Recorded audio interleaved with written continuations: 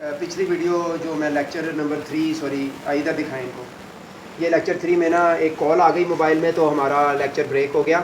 अब इसी को कंटिन्यू, ये पार्ट 2 मैंने स्टार्ट किया है, लेक्चर 3 का पार्ट 2 है, ये भी वॉच करें, लेक्चर 3 के साथ अटैच है।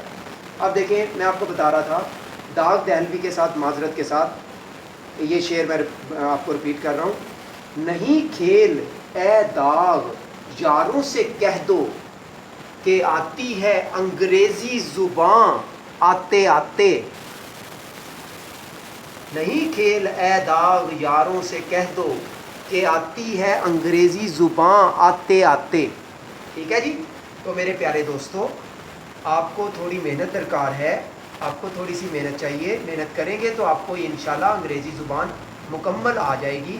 लेकिन सिर्फ टेंसों पर ना रहें, आम बोलचाल के जो जुमले मैं सिखा रहा हूँ वो सीखें, उनकी इंग्लिश सीखें। वो जुमले अपने दोस्तों, बहनों, भाइयों, दूसरे लोगों के साथ बोलें ताकि आपको इंग्लिश बोलना भी आए।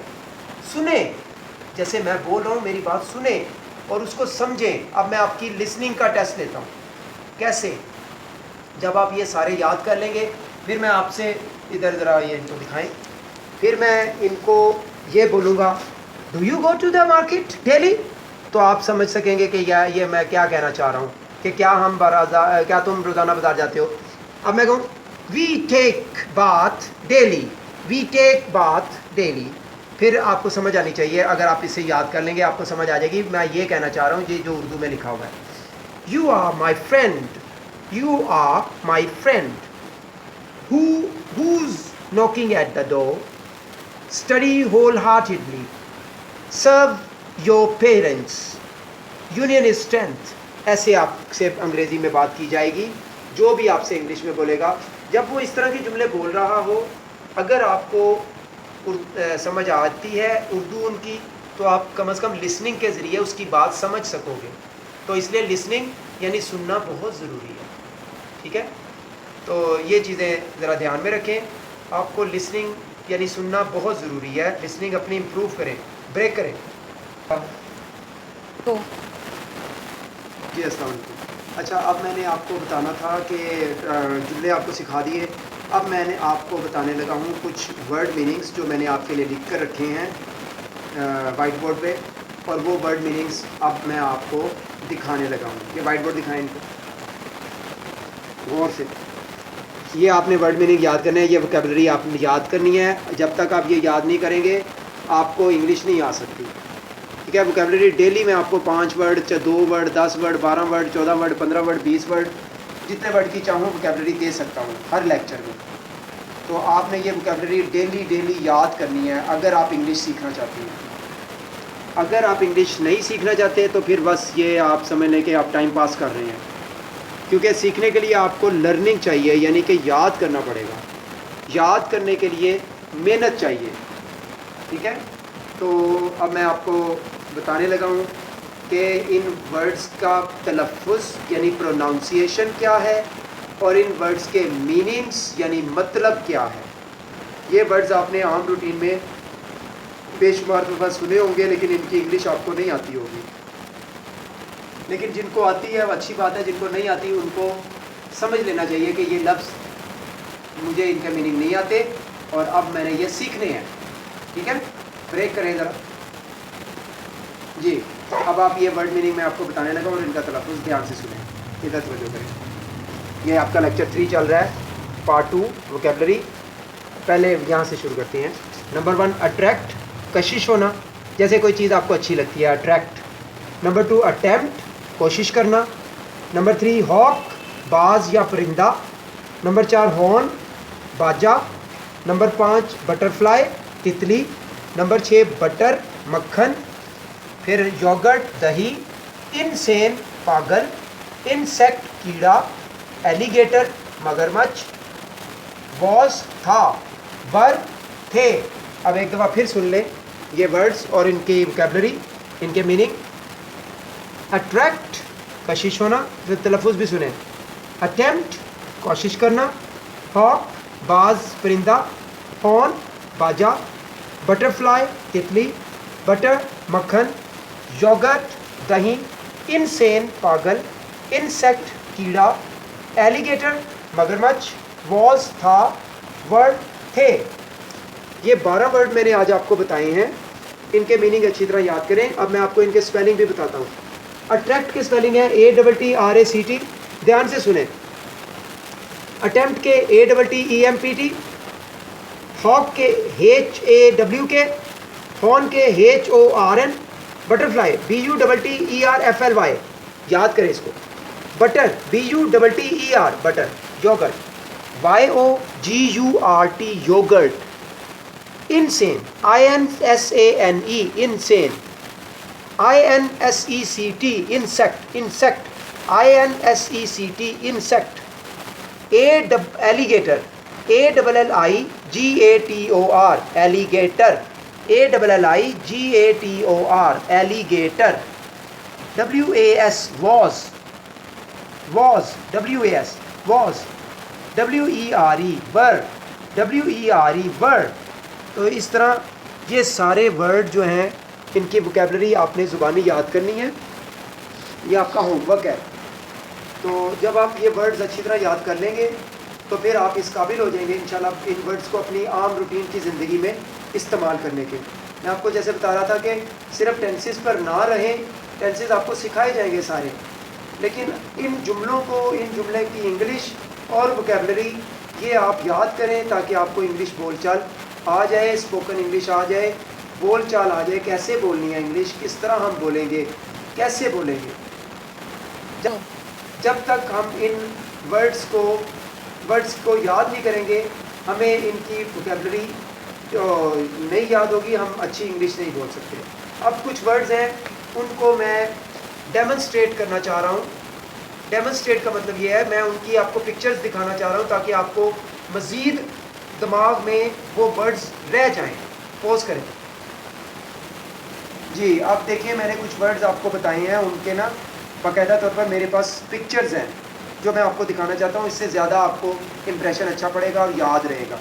अब आप देखें, ये एक वर्ड मैंने बोला था हॉक, ये बना हुआ है, दिखाएं इनको ज़रा। ये देखें, ये हॉक होता है, गौर से देखें। बाज, देखा कितना खूबसूरत है, वाह, कैसे शानदार तरीके से ऐसे गर्दन अकड़ा के खड़ा है। ये वही है ना जिसके बारे में अल्लामा इकबाल ने बहुत सारे शेर पढ़े हैं।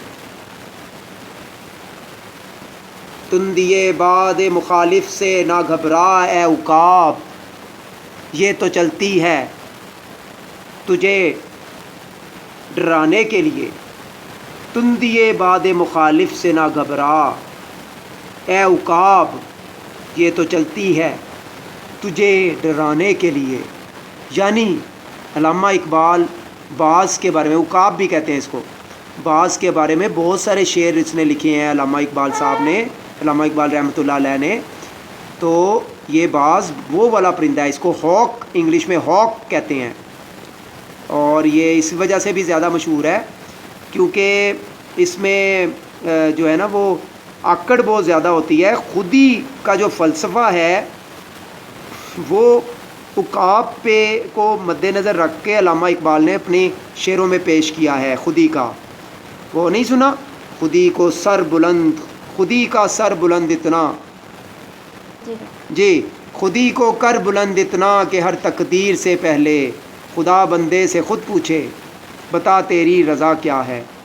तो कहने का मतलब ये है, अल्लामा इकबाल ने ये जो परिंदा बहुत अहम परिंदा है, ऐसे करके देखें इसको ज़रा सीधा करके, उल्टा ना हो जाए, हाँ ऐसे, ये ज़्यादा आपको नज़र आएगा। ये देखें, तो बाज़ के बारे में यानी उकाब के बारे में अल्लामा इकबाल ने बहुत अच्छे ख़यालात का इज़हार किया है। ये वो परिंदा है हॉक, ठीक है। अब अगला वर्ड मैं आपको दिखाता हूँ और उसकी डेमोन्स्ट्रेशन यानी पिक्चर दिखाता हूँ जी। ये देखें, ये एक अंग्रेज़ है, शक्ल से तो अंग्रेज़ ही लग रहा है, कक्का भूरा भी हो सकता है लेकिन मुझे कक्का भूरा नहीं लग रहा, ये अंग्रेज़ ही है। अच्छा जी, इसने जो ये बाजा सा पकड़ा हुआ है, ये बाजा देखें, गौर से देखें कितना बड़ा है बाजा। ये वो वाला बाजा है जो शादी ब्याह पे लोग बजाते हैं, वो क्या गाना नहीं गाते, जीवे बन राज उमरां सारियां, जीवे बन राज। वो वाला, ये वो वाला बाजा है जो कि शादी ब्याह पर गानों पर बजाया जाता है। तो लेक्चर में थोड़ी सी मज़ाक डालने के लिए, एंटरटेनमेंट के लिए मैंने थोड़ा सा गा के भी बता दिया आपको। तो इसको इंग्लिश में हॉर्न बोलते हैं, HORN, हॉर्न, बाजा। ये वो बाजा है, वो वाला बाजा जो कि शादी ब्याह पे बजाया जाता है और लोग बड़े धमाले भंगड़े डालते हैं। और ये जो गाना मैंने आपको बताया है ये गाया जाता है ज़्यादातर, ये वाला, जीवे बन राज उमरां सारियां, जीवे बन राज तेरी, पता नहीं कुछ आगे और भी था। बड़ा मज़े का गाना है, मुझे बड़ा पसंद है, लेकिन थोड़ा सा मुझे भूल गया है। मैं वारियाँ कुछ ऐसे करके बोलता है ये लफ्ज़ जो गाने वाला। बहरहाल ये बाजा जो है ये मुझे वो पुराने दौर में ले गया, जब शादी ब्याह पर लोग बाजे बारात लेकर आते थे और बाजे वगैरह बजाया करते थे। ये वही किस्म का उसी तरह का बाजा है और इसको इंग्लिश में हॉर्न बोलते हैं। ठीक है, शाबाश, इसको याद कर लें, ये हॉर्न है, हॉर्न यानी बाजा। अब मैं अगला लफ्ज़ आपको दिखाता हूँ। अब देखें ये कितनी प्यारी माशाल्लाह छोटी सी तितली हूँ मैं, तितली हूँ। इसके तो पोएम में बनी हुई है, नज़में बनी हुई हैं। ये देखें, ये तितली है छोटी सी पीले रंग की, कितनी प्यारी है माशाल्लाह। इसको इंग्लिश में कहते हैं बटरफ्लाई। बटरफ्लाई, ब्रेक करना ज़रा जी। मैं बता रहा था आपको, ये तितली है, इसके बारे में छोटे बच्चों की नज़म बड़ी मशहूर है। तितली हूँ मैं, तितली हूँ, फूलों में मैं रहती हूँ। हाँ जी, ये फूलों में रहती है तितली और इसको कहते हैं बटरफ्लाई। ज़रा याद कर लें कि इसको, ये जो रंग बिरंगी होती है, इसके बड़े मुख्तलिफ़ किस्म के कलर और मुख्तलिफ़ किस्म की यानी कि शक्लें होती हैं, तो इसको हम बटरफ्लाई कहते हैं यानी तितली कहते हैं। याद रखना है आपने कि तितली को इंग्लिश में कहते हैं बटरफ्लाई जी। अब मैं अगले लफ्ज़ आपको दिखाता हूँ जी। ये देखें, ये देखें, ये कौन है? मैं कोई चिड़ियाघर नहीं आपको ले आया, ये मैं आपको तस्वीरें दिखा रहा हूँ उन लफ्ज़ों की जो आपको बताए गए। एक लफ्ज़ आपको बताया गया है एलिगेटर। ये है एलिगेटर यानी कि मगरमच्छ। वो कहते हैं ना, समुंदर च रहना है ते मगर नाल बैर नहीं पाना सोनिया। वो मौला जट की मूवी का डायलॉग है बड़ा मशहूर, जे तू समुंदर च रहना है ते मगर नाल वैर नहीं पाना। ये वो मगर है जिससे आपने वैर नहीं डालना। ये बड़ा ख़तरनाक मगरमच्छ है। ये देखें, इसका मुंह देखें, ओए होए होए, ये आंखें देखें और ये खाल देखें इसकी, ओए होए होए, इतना बड़ा है।